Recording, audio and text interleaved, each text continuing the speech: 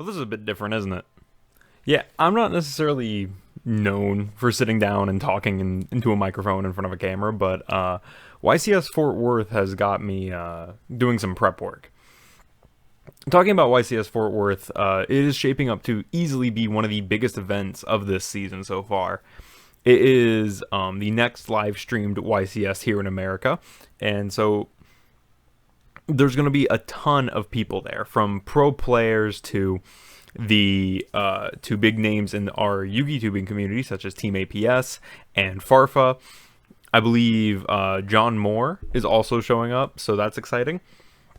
There's all going to be a whole bunch of people there, and if you're like me, you're wondering what you should bring and what you should do to prepare. I am opting to not play super optimally. This lamp is just like throwing this light, and it makes me look really weird. Hang on, let me see if I can... That's a little better, I guess. Anyways, what should you expect at YCS Fort Worth? Realistically, of course, you're going to see stuff like Sky Striker. Obviously, that's going to be one of the best decks of the event, and it has been holding its spot as one of the better decks of the format. Then, of course, you have Salamangreat. Salamangreat, while not clearly doing the best, it's still a deck that a lot of people are playing and does have a couple tops under its belt this format. Most recently, you have Jesse Cotton's build. That I believe he got first place at a regional or YCS Niagara, something like that. He did really well at one of the events. Following that up, you also have Thunder Dragon. Now, Pure Thunder Dragon is a good deck. It's just the issue with it being it's having trouble competing. Pure Thunder Dragon is one of those decks that's like really good, but then like it's really good on paper, and you see it and you take it to an event, and then something else is there, and you're like, oh, well, everyone's playing my bad matchup. Yeah, Thunder Dragon, Pure Thunder Dragon's kind of in that situation, which is really, really bad for it. But that's not to say that Thunder Dragon still won't be there. You, of course, also have Altergeist, popularized by DZeef. He's been bringing that deck back, and a lot of people are starting to pick it up again. So it's really interesting to see how much Altergeist we're going to see at this event, if it is going to hold its representation. Then, of course, we have the other big top contender that a lot of people are starting to talk about, which is Cyber Orchest and Lunalight Orchest. Both of these decks are really, really good, and that just comes down to how good the Orchest engine is. Orchest gives any deck a consistent 2-card combo. If you really want proof of this, just jump onto Zodiac Duelist on Facebook. Any two monsters nets you a full combo with a negate and quick effects and a dude who protects stuff. It's pretty insane. And Cyber Dragons can back that up with a Cyber Dragon Infinity, and Lunalights do it just extremely well with a bunch of non-once per turn effects, and are also able to make Azathoth stop your opponent from Nibiruing you during your turn, and then you just keep going. So that's where it comes down to what should you be looking at. I definitely think that stuff, if you're taking something that's a bit more rogue like I am, you're going to want to be playing stuff in your extra deck that can easily out the things that they're playing. More specifically, you should really be playing stuff that hits your hardest matchup. And this is the tough part for a lot of players.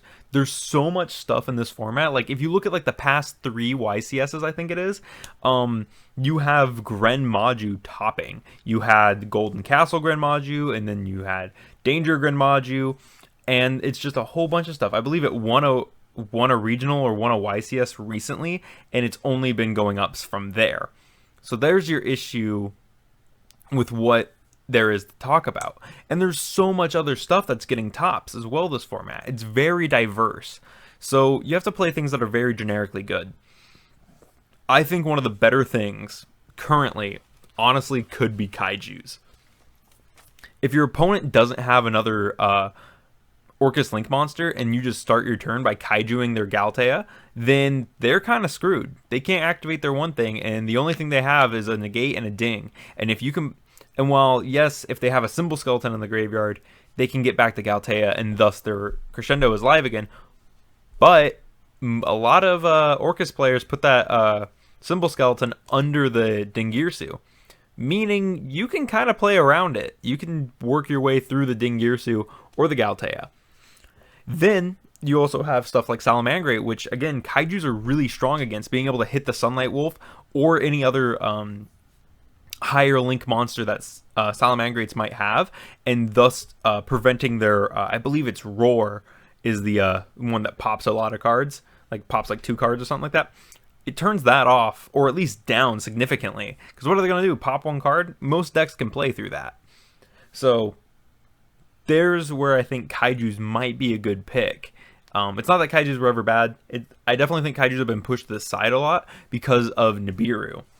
But Nibiru is a monster effect that has to activate. Kaijus are summons. So you may want to, if you're playing something rogue and you can out your own kaijus, you might want to think about playing those. One of the next cards I think is worth talking about is Artifact Lancia. There's so many decks that banish now, and banishing has become such an integral part of this game since like around the time that we actually got Cosmos, that Lancia is easily worth side decking if you're not going to be playing anything that's super critical to your side deck. Lancia is easily something that you should find fit for, as once again it does stop Orcust, and that's really its only true usage is in Orcust. There are other decks that do banish, such as you can prevent yourself from getting Shark Cannoned from Sky Striker, as Shark Cannon needs to banish it to take it. And then there's a few other scenarios, smaller scenarios with Balinks and other decks that you might not want, that you might want a Lancia, but for the most part, Lancia isn't as good as some of the other hand traps or cards you could be playing in your side deck. Another card I see a lot of people talking about right now is Phantasme, and I'm not saying that Phantasme is bad. Phantasme is a really good card. It's like a Saryuja that you get a summon from the hand, as it allows you to draw cards and then put a couple back. Phantasme is great, and also it can negate and destroy targeting. But Phantasme, this format, I feel, doesn't have very many good matchups. I feel there's not a lot of decks that Phantasme can instantly just like, that summoning Phantasme gets you advantage with. And I feel that he could easily be swapped out for something better, especially in rogue decks. I think that you'd rather be playing something like Dark Ruler No More than Phantasmes.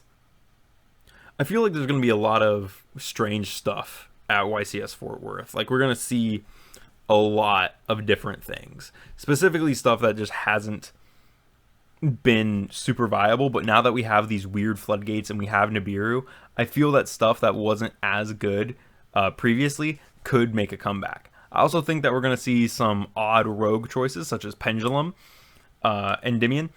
I haven't been at the OTS Championship. I only ran into one Endymion player, and at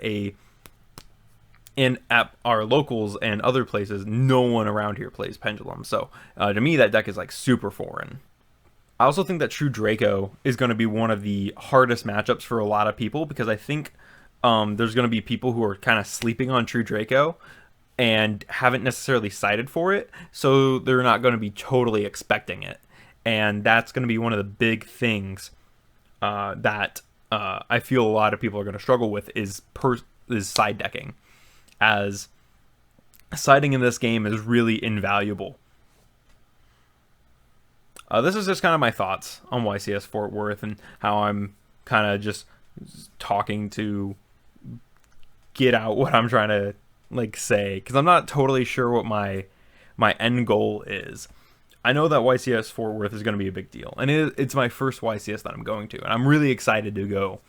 I think what the point of this video is that no matter how prepared you're going to be for an event, I think that there's always going to be something that you're not prepared for.